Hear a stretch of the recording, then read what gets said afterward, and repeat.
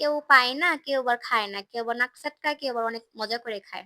আসসালামু আলাইকুম ভাইয়া আপুরা। যে যেখান থেকে আমার ভিডিওটি দেখতেছেন, আশা করি সব ভালো আছেন, সুস্থ আছেন। আলহামদুলিল্লাহ আপনাদের দোয়া, আল্লাহর রহমতে আমিও ভালো আছি। পুরো ভিডিওটা না টেনে দেখার অনুরোধ রইল সবাইকে।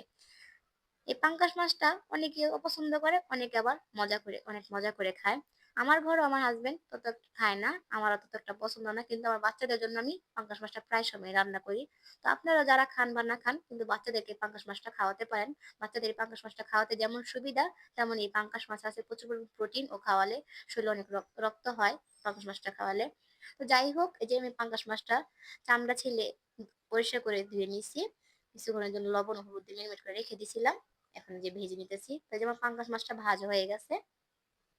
আজকে পাঙ্গাস মাছটা হালকা একটু টমেটো পেঁয়াজ দিয়ে বাচ্চাদের জন্য একটু রসা রসা করে রান্না করব। তাই যেমন মাছটা ভাজা হয়ে গেছে, এখন আমি উঠিয়ে নিতেছি। এই কড়াইতে আমি মাছটা ভুনা করে নিব, এক্সট্রা কোনো তেল দিব না। এখন দিলাম পেঁয়াজ কুচি ও দুটা কাঁচামরিচ, হালকা একটু ভেজে এখন সামান্য হলুদের গুঁড়াতে দিব, দিয়ে দিব মরিচের গুঁড়া ও সামান্য একটু ভাজা জিরার গুঁড়া।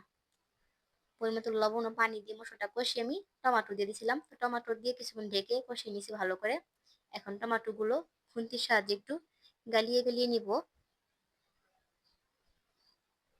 টমেটো গুলো গালিয়ে পরিমতো পানি দিয়ে দিব।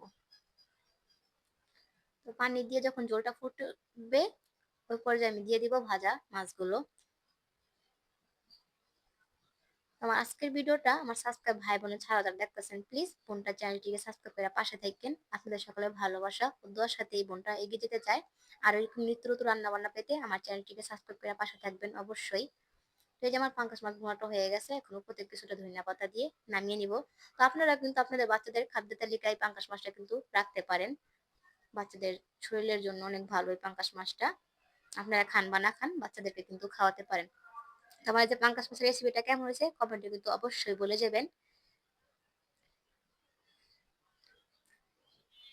তো সব ভালো থাকবেন, সুস্থ থাকবেন।